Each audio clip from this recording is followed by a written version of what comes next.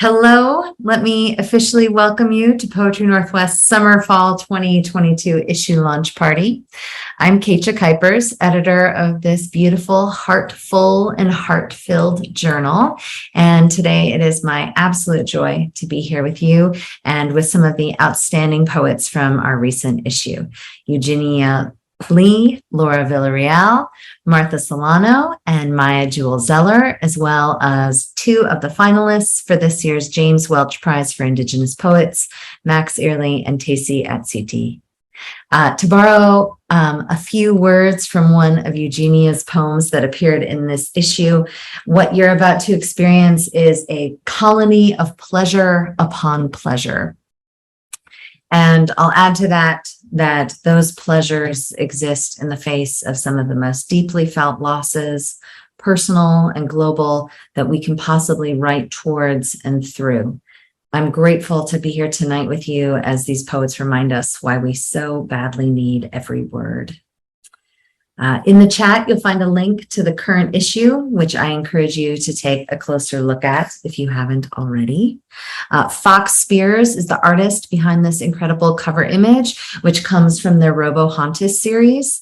As Fox says, I chose to reappropriate Disney's version of Pocahontas and create a new identity for her as a futuristic indigenous robot. For me, she reflects a contemporary Native experience of walking between different worldviews, and her purpose is to help create new Indigenous futures. This is a really compelling series that Fox has put together and I think continues to add to, and I urge you to check out more of their brilliant work at the link in the chat. So a few quick notes before we get started. I'm joining you today from Missoula, Montana, the longtime home of the Salish and Kalispel peoples. I feel gratitude every day for my life here in this river valley where I remain forever a guest. You'll see in the chat a link to Native Land Digital, where you can find out whose land you're currently living on. I hope you'll actively participate in our acknowledgement tonight by sharing with us in the chat the native lands that you are joining us from. I also wanted to share with you Poetry Northwest's 2021 Anti-Racism Report. This is our annual report that we put together where we publicly measure our progress and hold ourselves accountable as a literary institution for dismantling racism within our magazine and our community. So you'll find a link to that report in the chat. It'll provide details about our goals for the previous year, how we think we did on them, and what our plans are for the coming year to continue that work and continue to build upon the work that we've already done. So tonight, I'm grateful to have Malvika, our programming coordinator here at Poetry Northwest, co-hosting this event with me.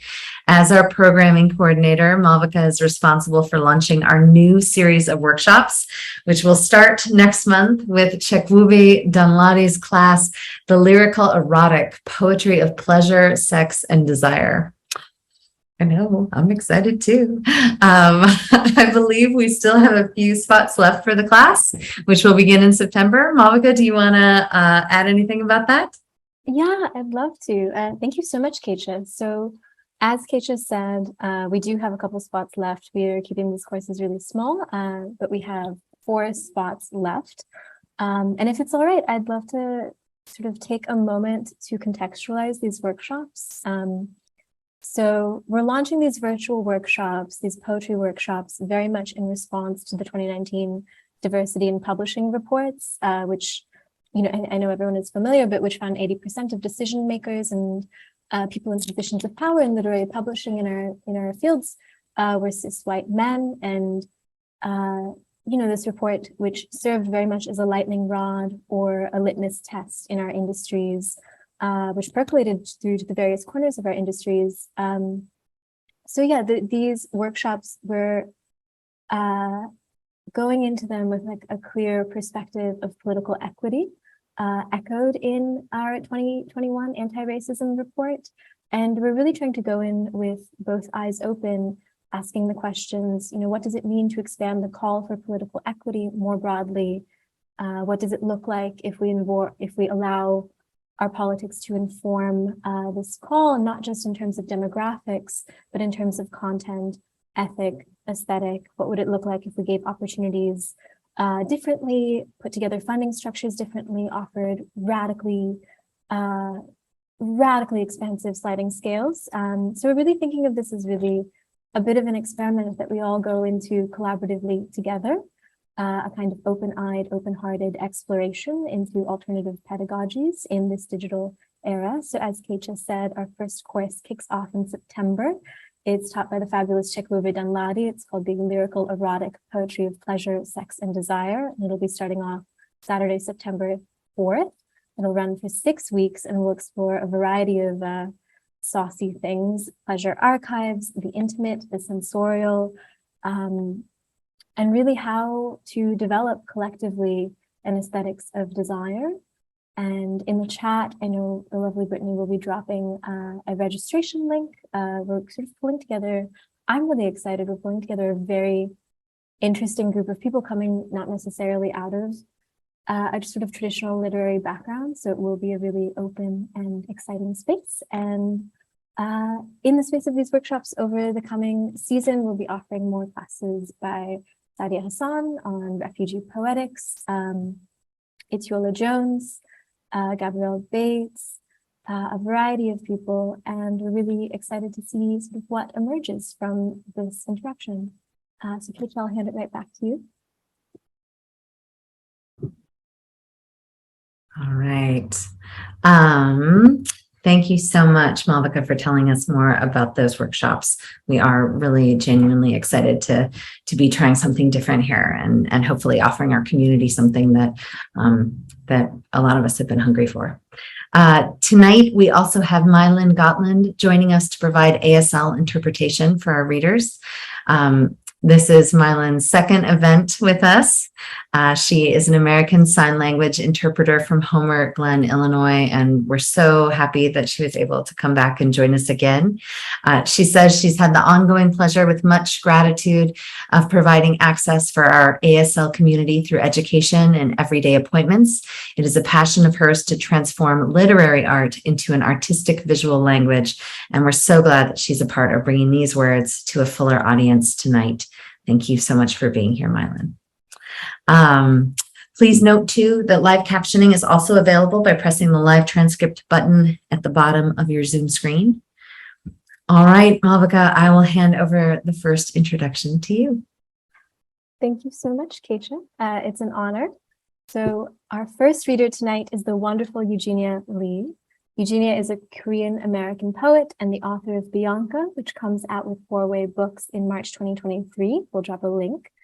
As well as the ominously titled and so good Blood, Sparrows, Sparrows, which came out also with 4-Way Books in 2014, and which taught us that to worship is to survive, and to survive is to be wholly human. An equation I'm sure we can all get behind over the course of the past few years. Her poems and essays have graced The Nation, Ploughshares, the 2017 Best of the Net Anthology, and elsewhere.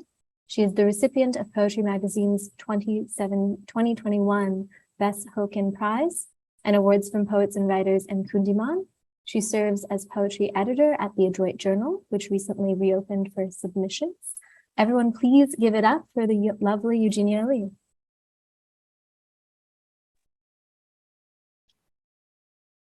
Thank you so much. Thank you, Malvika. Thank you, Keetje, Brittany, Mailyn. I'm so grateful to be here and to be in this lovely space. I'm coming from Long Island, New York, on Merrick land, and I will read 3 poems tonight. I'll read one of the poems published in this issue of Poetry Northwest and 2 shorter ones from my forthcoming book, Bianca.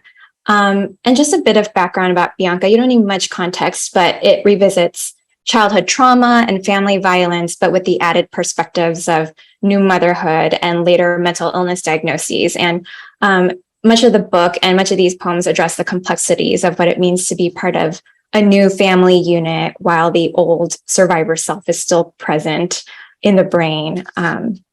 So this first poem is from this latest issue of Poetry Northwest. To the self who, 12 years ago, wrote a letter to me. Soon you'll drive from ocean to reboot yourself and see how deft you are at saving your life.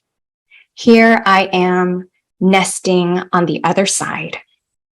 You write to me from your 19th flight in a manic year, all Cuervo and Moxie, no address. You'd rather die, you say, than wind up like me, serving the best scoops of my prime to a man who chooses vanilla. You wouldn't like my desk, 2 feet wide and screwed to a wall, or this blue crib monitor ticking like a bomb, waiting for the baby to go off. Your fears still crackle in the corners of my better brain, a brain I've learned to water and give access to sunlight. I remember the racket of plates hurled in those homes that were not homes, and I hate how I still hammer everything good until it matches the ugly warp of my wounds. I hold my husband like I am afraid I will detonate him. Like you, I know love is not a thing to be earned, only given, only lost. Like you, I forget this. We are not anyone wanted, but we were born anyway. Don't forget this. After my wedding, I wept like a Keetje, like a white-gowned, wire-haired ghost from a Korean horror story for 2 blurred years. I thought I'd fooled him into marrying me. A month before he proposed, his entire family, including the children, gathered around a cake with my name on it and sang a song with my name in it to celebrate the fact of my birth. I couldn't take it, how easy it was for them to be a family. Love should be more mysterious than this. How else can I explain the decades lived without it? I've seen you pray to a God you don't believe in. It's all right. Your mouth is not the wrong mouth to ask for this. You question who would take your body, who would take your blood. Eat, drink, in remembrance of you. Let us keep the feast.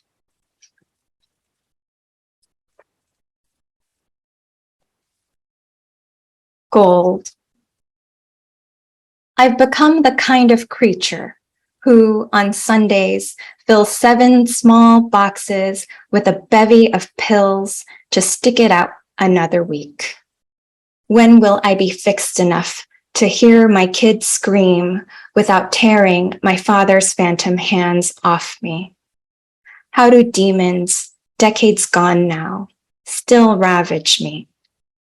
Tell me I am not the thing my child will have to survive.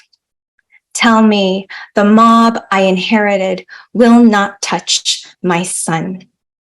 Yes, the cavalcade of all that's tried to kill me may forever raid my brain, but know this, in my mother's first language, the word for fracture, for crack, is the same as the word for gold. Every Thursday for 21 months before my son was born, a doctor trained me to put the gun down and write. I understand. I am one of the lucky ones. The last poem I'll read is a short one. And I won't read the second poem that was published in Poetry Northwest because it's a bit longer, but this next poem is sort of a related poem. And the poem in the issue of Poetry Northwest is called The Commitment to Living Contract, which uses some of the language from a document that some therapists, including mine, use with their clients who are experiencing suicidal ideation. And this document you fill out together, and it offers a way out of a suicidal moment. So it includes phone numbers to call, grounding techniques to try, reasons to live. And this next poem is in a way related to that experience. So thank you again for having me. This poem is called My Husband tells me about a man who doesn't kill himself. We are trapped in traffic beneath the overpass, and the man in his story trembles on the edge of an overpass 800 miles west of here. Here, I have not tried to die for some years now. The point of his story is the call someone makes to nearby truck drivers. Together, they gather beneath the man to form a net of big rigs and wait for as long as it takes for a person to reconsider the impossibility of tomorrow.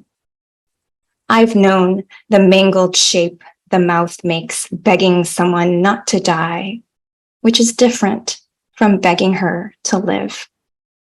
My husband's mouth, I think, makes this shape now. All my life, I thought I was hard to love. Thank you. Oh, Eugenia. Oh my gosh. I love your poems so much. I remember reading them for the first time when Blood, Sparrows, Sparrows first came out, and I've just been a fan ever since. You know that your poems, they're so visceral and so embodied, are really dear to my heart, and I love getting to hear you read them. You also know that I love your Instagram stories. For anybody who is on Instagram, Eugenia's stories keep me going every day. So hard recommend for those as well. All right. I'm pleased to introduce our next reader, Laura Villareal. Laura Villareal is the author of Girl's Guide to Leaving from the University of Wisconsin Press, and that book is out in 2022. Is it out? Laura, you'll have to tell us. Is it in the world? Yes, it came out this past April. Awesome. You guys can see I have this giant stack of books behind me that I'm reading for National Book Awards this year, and so I'm making my way through all of them. It's a big 2022, and lots of exciting stuff in there. All right, more about Laura. She's received fellowships from the Stadler Center for Poetry and Literary Arts and the National Book Critics Circle. Her writing has appeared in Guernica, Agni, the American Poetry Review, and many other fantastic publications. All right, Laura. Thank you so much for having me. It's really exciting to be reading after Eugenia. I have her book right here. I love it so much, so I'm super excited for Bianca to come out. I'm going to read my poem from the latest issue of Poetry Northwest, and then a couple from my book, Girl's Guide to Leaving. Biopsy. A tiny rabbit nested in the window my oral surgeon cut open. He expected an ABC, aneurysmal bone cyst, but removed a brown rabbit instead. They wrap my head and eyes in a falcon hood so I can only see my own rattling interior. The long high whistle heightens, seawater and blood, bafflement textures the air like a chorus as I'm scraped. During surgery, my doctor finds nothing except a bone so thin it appears void an object on the x-ray. As I'm stitched closed, I hear over, under, around, and through. Meet Mr. Bunny Rabbit, pull tight and true. A long thread falls from my mouth and I pull. A bad habit, pulling loose strings when I shouldn't. I unravel from mouth down to my feet. And then I'm going to read that title poem and then two others. Girl's Guide to Leaving. In the beginning, there were white owls with the faces of women, the ones your grandmother warned you about, the ones your mother said were only Mexican folklore. But now you see them everywhere. As you drive late at night on a road that turns sharply like a wind-up toy, reminding you it doesn't belong to you and never will. You know the remedy. Hug the curves until they croon for you like your grandmother's music boxes. You've always known how to charm a place into loving you back. But for now, this state, this road, and even the sky doesn't belong to you. Your want sparks a miracle of white feathers. Your want cores you awake each morning. You come from a long line of wandering men who cut in half just to leave a city with an infant cooing in her sleep. In the beginning, women sold their hearts for freedom and were vilified in legends. You're the first girl in your family to never stop moving. Your legend is that you write your own legend. Heartless girl, if you don't keep moving, any place could become a cage. And you've already escaped once. Luck doesn't occur twice, you know.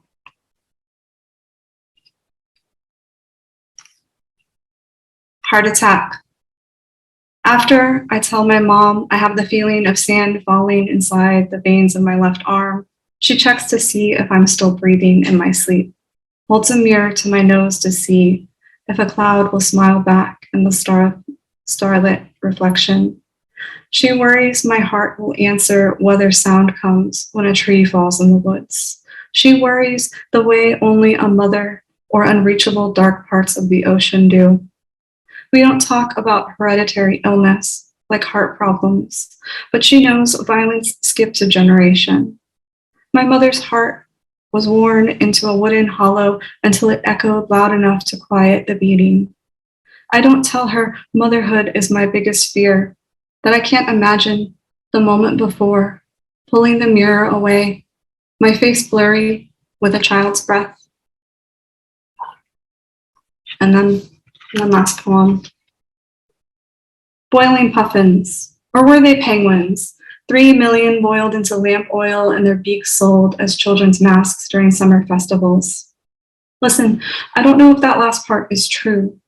My mind adds extra details to every story. Like when my dad buys kitchen knives at garage sales, it feels ominous. He says no one can ever have enough good knives. I'm sure people sell used kitchen knives all the time. Serrated blades are a hot seller, am I right? But the year we got a dog, my dad's coworker stabbed his wife until she played dead. And the cops never found that knife. So I worry about the history of everyday objects. I shop at Target since vintage and antique are ways of saying pre-haunted. I get the heebie-jeebies easy. I have goosebumps thinking about the smell of antique promise rings. Listen, I shouldn't be hypocritical. I've told all my lovers that my body is full of ghosts, but who hasn't, right? I've told them, please not touch the scar on my thigh. It's from a hunting knife. I've told them antique shop rules apply. You break, you buy. When I'm driving, I wonder about cars and dogs left on the roadside, especially those near rivers and lakes. Would I ever leave mine abandoned like that? I read once that over 500,000 people disappear every year in the US, and there's not enough milk cartons for all of their faces because of millennials who've ruined the milk and cereal industry. I've heard the mind forgets trauma if it loves its owner enough. But listen, that one probably isn't true. I read it on a message board in 2006. When I can't sleep, I read WikiHows about erasing myself from the internet. It's easier than you would think to leave and never be found. It's easier to start new as someone else sometimes. If someday my car is found abandoned by the river, my cell phone vibrating in the knife drawer, would you listen for me late at night, putting my key in the door? Would you believe me if I told you I left something important at home and came back? Put my head on your chest and just listened. Thanks so much. Wow. Everyone give it up for Laura. My God. Every line a banger. I was taking notes while you were speaking and I'm like, it's too many, but everyone give it up for Laura. Girl's Guide to Leaving came out just earlier this year. It's already an anthem, a gospel. We give too much away about ourselves if I say how much I identify. Thank you so much for those beautiful poems. And now it's my pleasure to introduce our next reader, Martha Silano, author of the recent poetry collection, Gravity Assist, which came out with Saturnalia Books in 2019. Martha's previous collections include Reckless Love and The Little Office of the Immaculate Conception, also from Saturnalia Books. Her poems have appeared in Alaska Quarterly Review, Bennington Review, Southern Indiana Review, and Colorado Review, among others. A lot of beautiful and spacious landscapes. Recipient of the James Hurst Poetry Prize and the Robert and Adele Schiff Award, Martha teaches at Bellevue College, not very far from her home in Seattle, Washington. Martha, take it away. Thank you so much. I'm just so honored to be here, and I was thinking this is a very hard act to follow, but I don't think two acts, but I don't think it's going to get any easier. So I'll jump in here.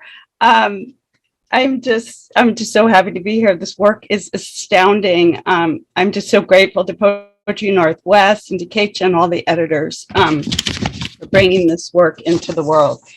I have a lot of really, really personal poems, but I also have some strident poems, and I'm going to read the free strident poems because the one chosen by Poetry Northwest, which I'll read second, is quite in that vein. I'm going to start with this poem called What They Said.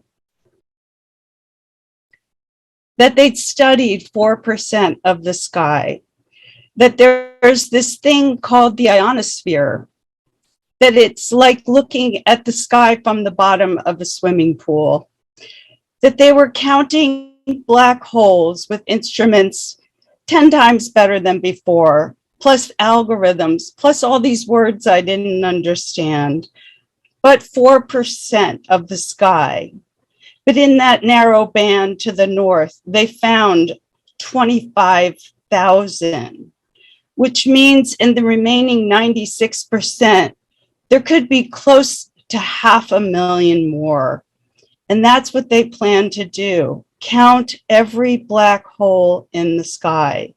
Count every event horizon, every instance of swirling infinite blackness, of the place of no return, of the sucking power no Dyson has ever known, the place of spaghettification, the who knew there were so many, the who knew they were visible to us, not just one, but 25,000, each in a galaxy like our own, substantial, giant armed, born of what spilled from Hera's breast when she realized she was nursing another woman's child, the baby Hercules, with its 100,000 million stars, with its 100 billion planets, with its one planet, with one ocean.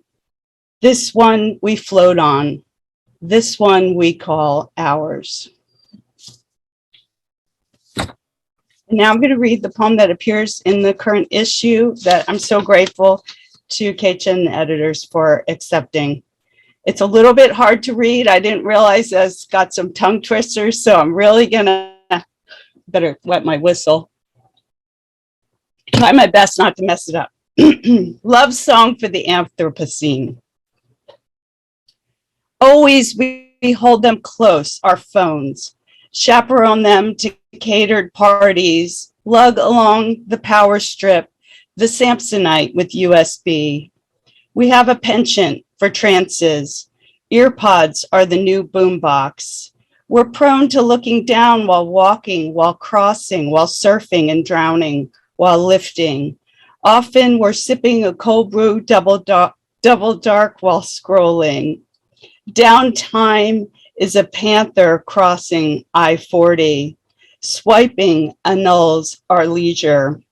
We're a hectare of text, a harpoon of angst toward the path of entrap. We pay for the vibe with a tilt of the wrist, touch an image of Cuvée Sauvage, and the chilled glass, speechless, sweats. The corona of our innards glows. The weather's al dente. The nectar's heading north. And where's my phone? It's pinging. Drought is the nightmare boss an inch from ignite. Greed is on repeat. Earth can't talk, but it speaks. Puffins wade in waves of melted ice. If you fancy a deluge, rev your 4x4. If you aren't in char, the wind will shift. Sorry, you missed the 828. The Bunsen burner's lit. Denial is our teacher, stands at the front of the class with his dandruff stash. We're graduates like him of the School of Budworm and Stinkbug. We don't need a single degree, but soon we'll have 2, then 3. Kim Kardashian can hire a fleet of first responders, cruise around in her private jet, Instagramming the hidden hills. But for most, the robocall rasps at 3 a.m., mandate to flee. This is the ending we don't want to reach, the chapter we don't want to read, the one where flames engulf our ranches, our country live-in estates. This is the epoch of no plan B, of the speckled woods' early emergence before the cocksfoot and Yorkshire fog have bloomed. How this poem ends is not with a miracle. The hula-painted frog found thriving, not extinct. Our state of wonder will sink or be singed, our dominance dactyl replaced by a spate of spondees. We are so F. And I'm going to finish with a poem that I researched for a long time and had to, well, I did one right through and didn't work, and it doesn't always, you do a lot of research, it doesn't always happen for a while. So I'm happy to share this poem called During the Cretaceous, Our Country Was Divided for 60 million years. During the Cretaceous, our country was divided for 60 million years by an inland sea.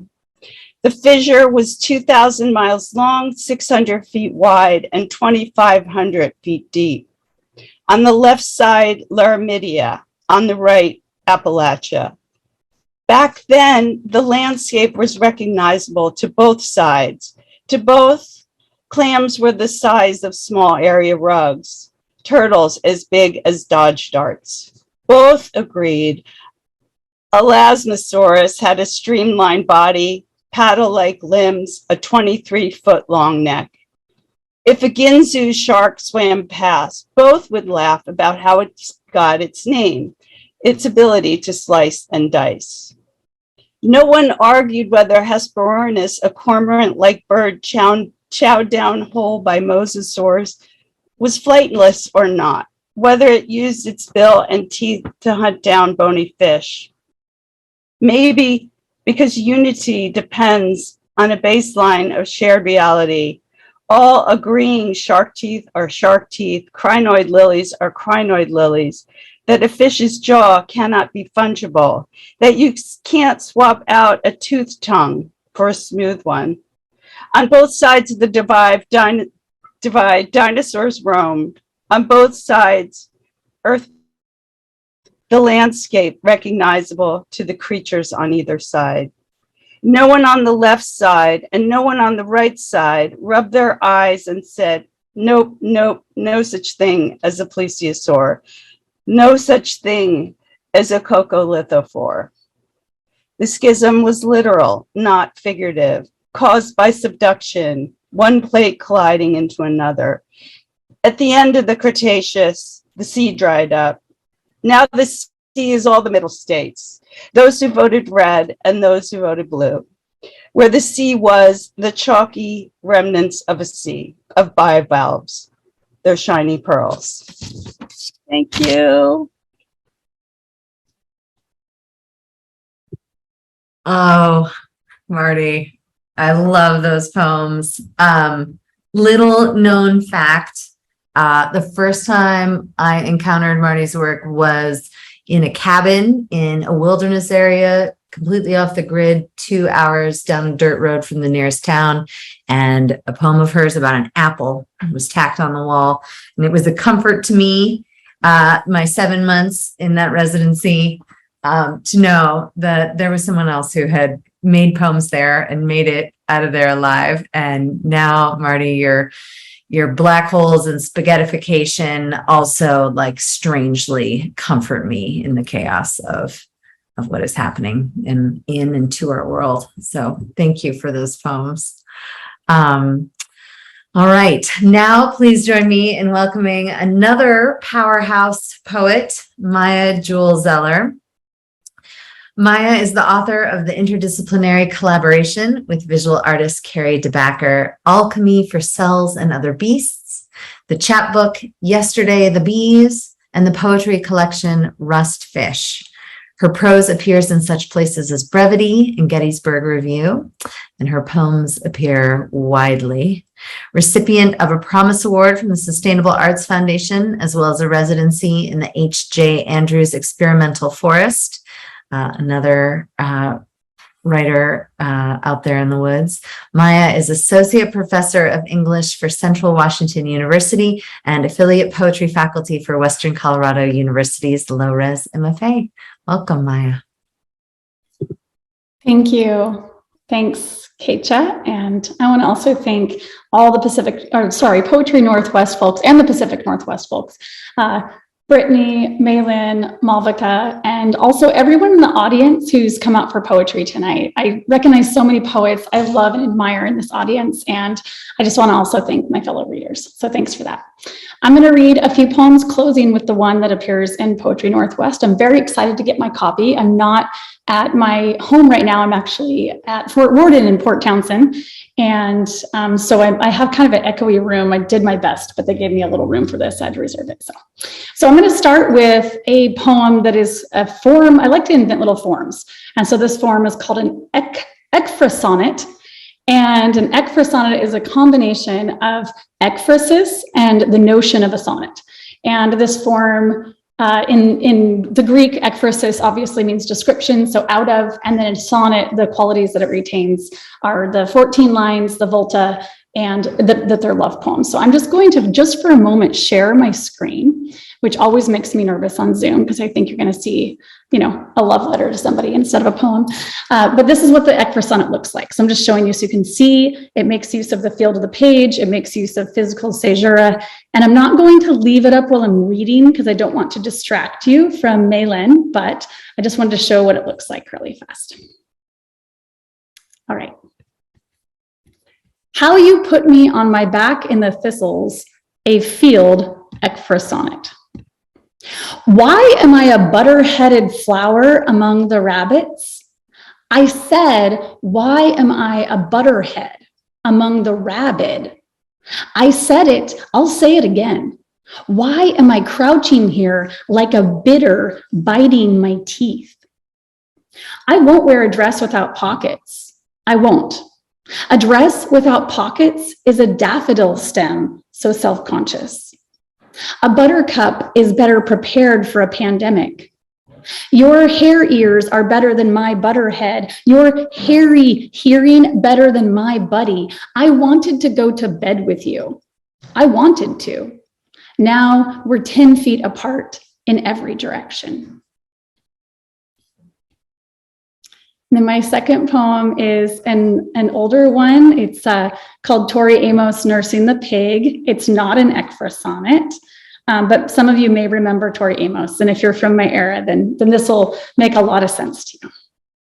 It's also about, the girl who grows up to be in the field on her back in the thistles is the girl who's listening to Tori Amos. I didn't know anything yet. I was 15 and what I knew was next to nothing. I had gathered my father's camel cash and mailed it for a portable CD player.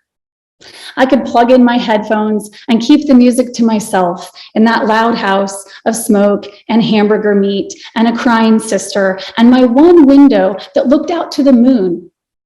It seemed the moon was always full, so I joined the Columbia House Music Club and they would mail me 14 CDs now, and then I could pay $1.99 per CD if I bought 8 in the next year, and I ordered with abandon, or what I thought was abandon. Wilson Phillips and Mariah Carey, TLC and the Eurythmics, and then Tori Amos, who I'd never heard on the radio, but who I thought looked cool. And her album came with her nursing a pig, and I thought, oh God, exactly. I didn't know anything yet, but I thought nursing a pig was probably somewhere in my future. And I took my Discman to the barn and laid there in my hay fort and thought about that little mouth, its tiny teeth and black eyes and probing snout, and how Tori looked so blissed out in her open leather jacket, or was it a blouse, and how she sat on the porch in her rocking chair with her shotgun and the mud all over her leg, and she looked like she was saying, "Go ahead and try me, you bastards," which is what I thought all day in school and didn't say. And I didn't say either that nursing a pig sounded pretty fucking fantastic.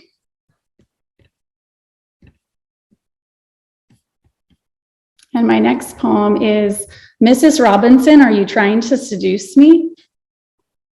And I think we're all pretty familiar with The Graduate, so I won't give any context other than that. It's how we say it, but it turns out how we say it is wrong.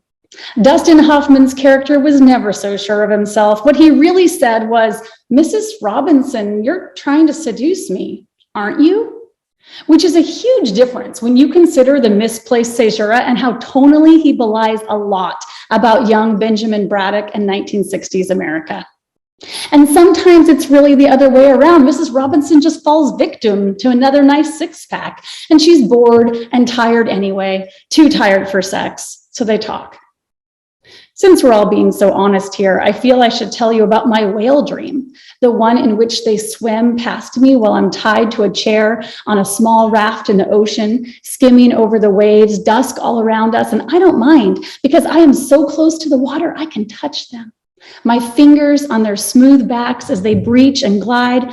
And my friend Kate says, this dream is about when those twin 26-year-olds hit on us a few weeks ago, the ones who had a thing for MILFs, who wanted to fuck us, their mom singing karaoke in the next room, us playing doubles with them on the pool table, the rails rubber dull and the cloth faded, us winning, and me trying to let them down easy by explaining I was a high school teacher when they were in high school.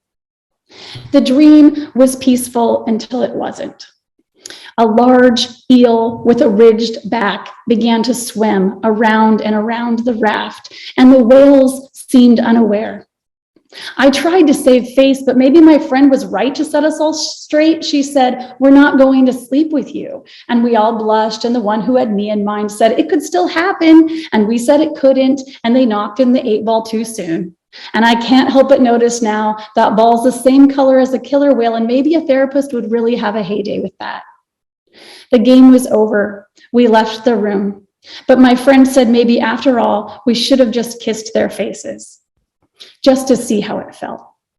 If we're being honest with each other, I think I should say the dream arrived after, in the night. It lasted hours, me in that chair on that raft in the sea, the sky losing its grip on light like a good sleep, or a glass of wine when you haven't had wine in too long. And I was as relaxed as I've felt in years. I almost didn't want to wake, even after the eel began its orbit, and I knew we were all doomed. Me, the raft, the chair, my ropes, even the whales swimming toward where the sun had been, even the ocean, especially the ocean, the harbinger of all of it, all of us.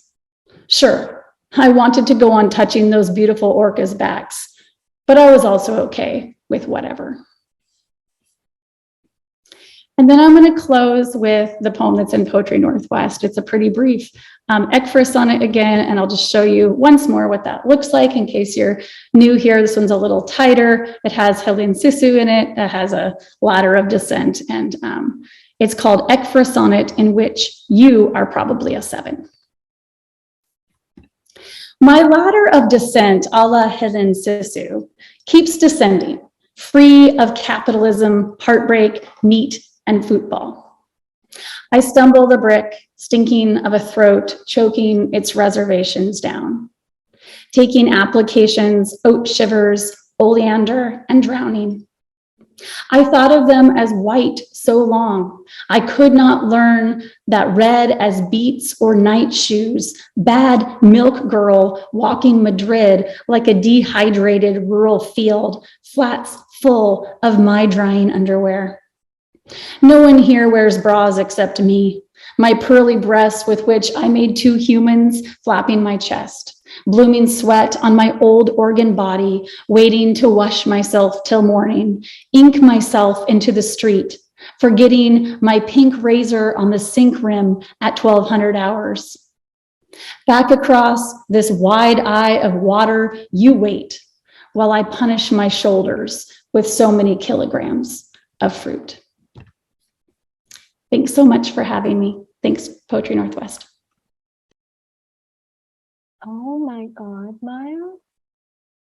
What a Technicolor, like, surrealist fantasy. I'm obsessed. Thank you so much for blowing all our minds. And now it's my wild pleasure to introduce a reader we're also jazzed about, and not a moment too late. Please help me welcome onto our proverbial Zoom stage the wonderful Max Early. Max is a 2022 inaugural INAPO Fellow and a recent MFA graduate from the Institute of American Indian Arts. His poems are published in Inkwell, Zocalo Public Square, Poetry Mag, and elsewhere. His first full-length collection, Ears of Corn, Listen, came out with Eighth House Press in 2014. He's the recipient of fellowships from Writing by Writers, Orion in the Wilderness, SARS Indigenous Writer, and Taos Summer Writers Conference. His clans are Zinahano, meaning Turkey people, and Hoyawashchi, meaning child of the bear.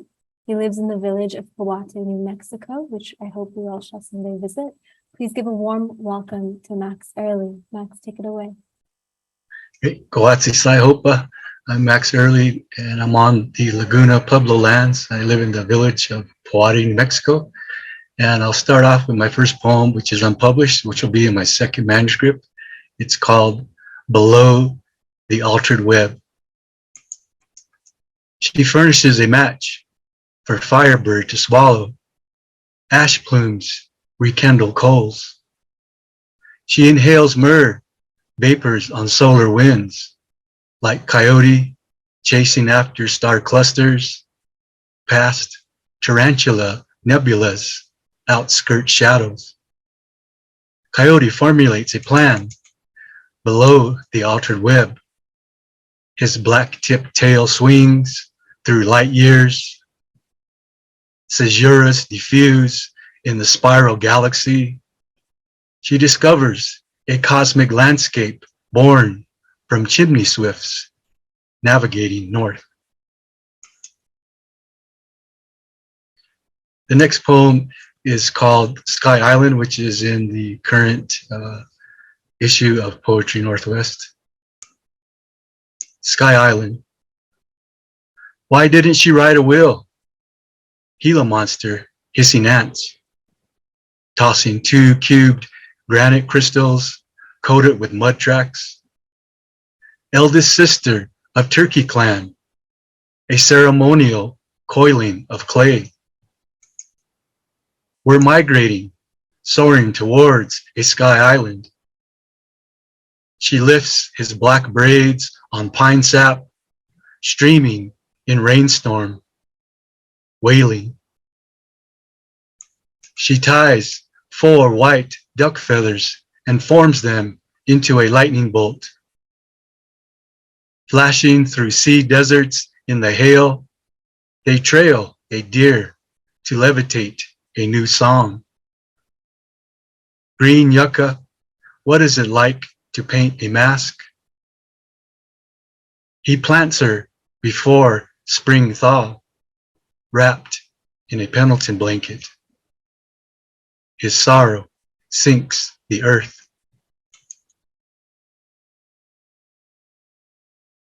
This third poem is called Earthen Desires. And the next 2 poems I read are about poetry and clay. Earthen Desires. A lint-covered clay vessel hides inside the china cabinet, anxious for her slipware. Potter's hands lift her out. His breath, a rush of wind, frees her from dust and inertia. Warm, slick riverstone lines, hand caresses, burnish sway. The potter's gradual pace. On her clay skin, painted stars and lightning constellations, like a tan body tattooed, with red-winged blackbirds soaring the amorous night sky on a backdrop of moonlit cloud, She anticipates her pit firing, posing on pottery shards, a sheen ceramic vase. My last poem I'll read is called Flowers in the Deer's House, and it's published in a book that came out. It's called Grounded in Clay, The Spirit of Pueblo Pottery, and it's a new exhibit that's at the Museum of Indian Arts and Culture in Santa Fe, New Mexico. And there were 60 Pueblo artists that chose old antique pottery from the collection of 100 years ago. And so I chose an old pot from about 1850. And if you go to the exhibit, you walk in and you'll see my poem. It's the size of a giraffe. So I'll read this poem to you called Flowers in the Deer's House. Painted black line circles damp earth Oya, opening a subtle path to skyward realms, as cirrus cloud spiral nearby rainbows. Light and shadow crosshatch distant rains, sound of shockwaves slice like knives, thunder to arouse Citrui. The horned water serpent ribbons through winds of red leaves and feathers, while rainbirds stream in dark caverns. Water streaks down a stalactite as she applies a stroke of red paint to the slipped white clay surface. With curves, hooks, and pointed beaks, she bends willow to form a hoop, a drumstick tied with yucca fiber. Sonic voice of water drum ripples as buds of Manadora and Delia bloom on adobe floors and walls. Outside the house of fluorescence, burnished moon of antique pursuit halos night sky when stellar trail glistens north.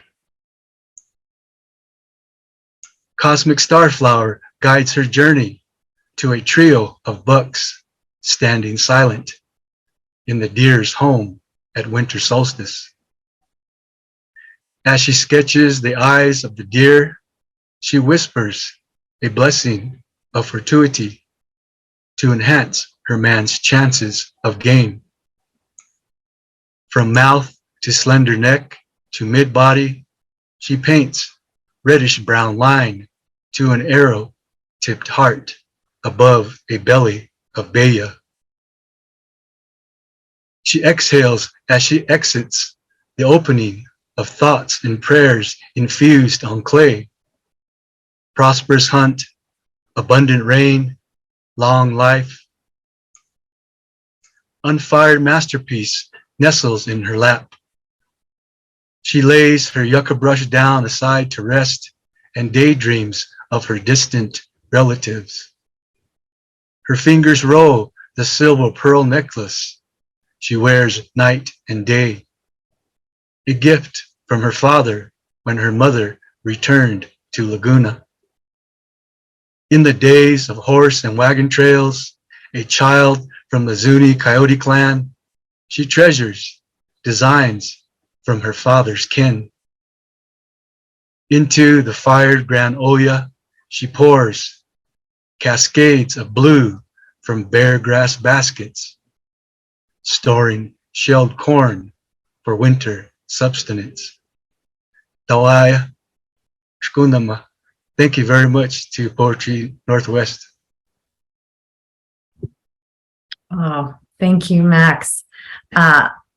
For those of you who don't know, I have absolutely nothing to do with choosing the finalists and winners of the James Welch Prize for Indigenous Poets.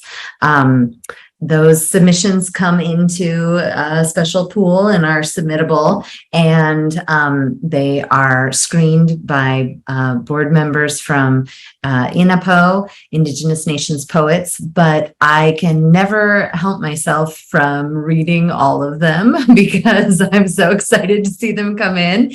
And so as those poems get read by our screeners and passed on to our judge, there are always poets in that pool who I'm I'm rooting for and whose work I'm really excited about. And Max, I have to tell you that when I first read your poems that you submitted to the prize, I was so excited about them. And it's just wonderful that your words got to be in the magazine and that we get to hear them tonight. So thank you so much. Tacy Atsitty, who is our last but certainly not our least reader, is another poet whose poems I got really excited about when I came across them in Submittable, and I had my fingers crossed for. She, let's see here. Hers is the last poem in the special Welch Prize feature in the issue, and I'm not going to spoil it by saying anything about this poem because I hope she reads it for us. You see for yourself, but there's real surprise and daring, and yeah, it's great to see a poet go someplace you've never seen a poet go before. So these are also really exciting poems. Tacy M. Atsitty is Dine Navajo, Sena Havini, which is the Sleep Rock people, and born for Ta Ni Tsani, Tango people. Her work has appeared or is forthcoming in Poetry, Epoch, Kenyan Review Online, Prairie Schooner, Crazy Horse, New Poets of Native Nations, and other publications. Her first book is Rain Scald, which came out from University of New Mexico Press, 2018. Please join me in welcoming Tacy. Thank you. Thank you for everyone for having me here. And so wonderful to be finalist for the James Welch Prize, and just happy that everyone's here tonight. So thank you guys, I appreciate it. I'm going to start off with the poem that's in Northwest Poetry, and just a little bit of background on it. It's about,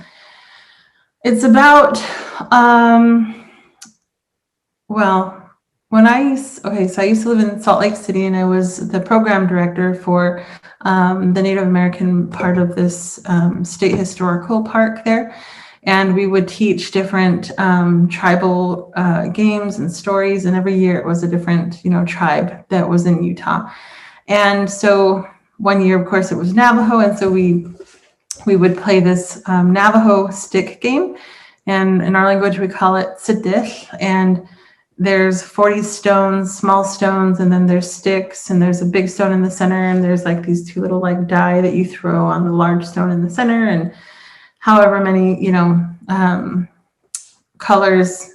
Anyway, there's a counting scheme, and you have a stick, and then you kind of advance, and so it's definitely like a community game, a family game. And it also has its roots and origin story reaches back to some of our earlier days when there was a man, he was a god. He was the son of the sun, and his name was Nithuilbihi. And in English, his name was Big Gambler. And he came down and he basically taught the people how to gamble and then won everything from them. He won not only, their precious things in terms of, monetary things, but he also took their cities. He took their children. He took their natural resources, and he even took their lives, all of them as slaves. So his father was really upset. He was looking down at his son, Big Gambler, and so he raised up another son to go and kind of teach him a lesson. And so the other son went down and he gambled against Big Gambler, Nithuilbihi, and he did essentially win everything back for the people. And when this savior, the other son, when he asked the people, what should I do with, Big Gambler? And they were all upset with him. And so they said, kill him and da-da. And he's like, well, he's my brother, so I'm going to, have some mercy on him. And he ended up tying him to an arrow and shooting him into the sky. And Big Gambler, he as he was, being shot off into the sky, he said, I will come back one day. That he was kind of his Terminator, like, I'll be back. And so that's been a story that, like, we've told for a really long time. And this poem is an update to that story. On December 15th, 2018 is when the Navajos reintroduced gambling in terms of casinos. And we were one of the last tribes to kind of, just keep it away from us. I remember when I was a young girl, my dad was asked to speak on the radio against gambling because we know, right? We know what happens when we allow, gambling into our lives. We know as a society what happens. So anyway, I've been told this story since I was young. So this is what the updated story is. Nihwe Bihi returns. No one expected Big Gambler to blaze in the front door of Fire Rock the way he did. Ribbon still rippling its way to the ground and the sound snapping of scissors still lingering in air. He dropped down from the clouds like a whirlwind on that December 15th in 2008. It was a rerun. How he came striding through those glass doors like flowing water, clad in turquoise, yucca reeds in hand, winning every slot he touched. How long ago was it that his brother wrapped him in twin arrows and shot him with a bow to the sky? What were his last words during that final ascent? How long ago was it that we lost the rain, our children, and every part of ourselves? Since the time of the ancients thriving in Chaco Canyon, since the time we were slaves. There he sits, almost reclined at the poker table, pushing back his cuticles with his thumb as though he has nothing else to do. He yawns at the ceiling tiles, content to once again have a roof over his head. This is his poker face. This is the beginning of history gambling on itself once more. Centuries earlier, the one that wins the people won, then lost everything that fast at the northern edge of the high mesas, howling with weakness, thirst, and hunger, Big Gambler, ant in a foot race.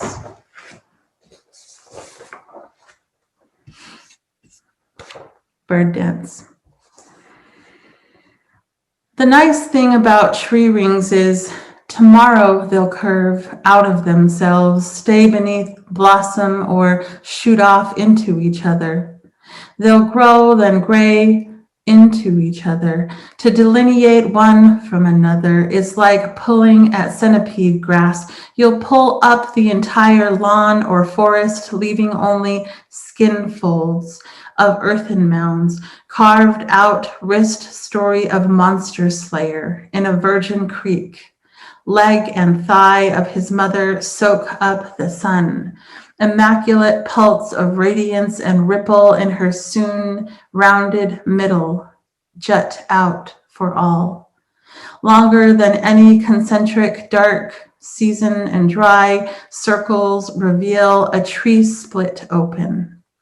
What is found between arm bones, a kind of sheet music with all whole notes.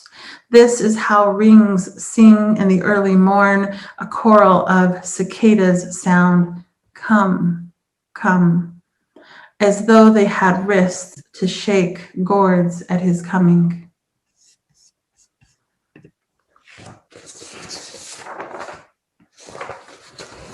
Gown sonnet. Somewhere in some town, USA, there lies a bride in a house, in an attic, in a trunk. In a tangled mess of lace and limbs, sunken clouds floating across the landscape of her eyes. Even now, her lace has begun to curl like eyelashes on a night ready for batting. and her blouse see-through as a ghost, but it isn't that blouse she now rests in. It's a gown her mother dyed in small snakeweed in warm waters weeks before her wedding day. The bride wasn't found until years later when a child in a veil crowned with dandelions and mums playing hide and seek broke the latch and lifted the wooden lid up, unearthing a beautiful head of hair, still done up.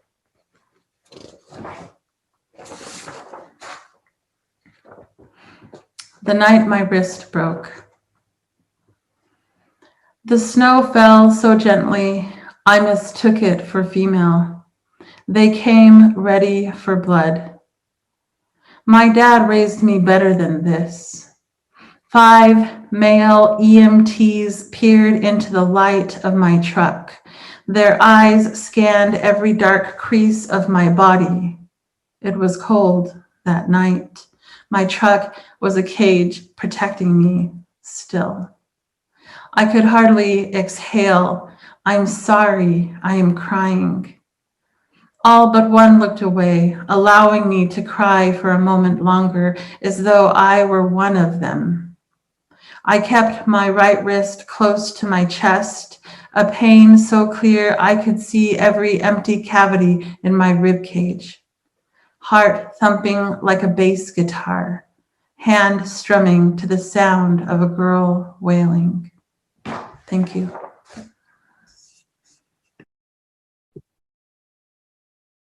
Thank you, Tacy. I cannot imagine a better note to end our reading on tonight. Your poems are so grounded, so rooted. I feel like I feel them like a tree running through my center, and yet it's like I'm being launched at the same moment. They're launching us forward. It's a really a wonderful place to end this reading tonight. And each of these poets has been so present. I started this evening off by saying I'd had, a crazy wild day, and there's no better place to sort of land than at the end of a day like that, when you've been so scattered and all over the place, then with a group of people who want to be present and who want to be in a moment where we're remembering the power of words. So thank you so much, Eugenia, Laura, Martha, Maya, Max, and Tacy. And thank you to all of you in the audience too for being with us here tonight. And to Mailyn for her ASL interpretation, to Malvika for co-hosting, and behind the scenes to the fabulous Brittany Paget who runs our events here. You can find more of the poetry that connects us in the summer fall issue, which I will link to again in the chat. And also make sure to sign up for our very occasional, I promise, newsletter so that you don't miss out on another wonderful event in the future or our next exciting issue. Thank you all so much. Go forth grounded and free.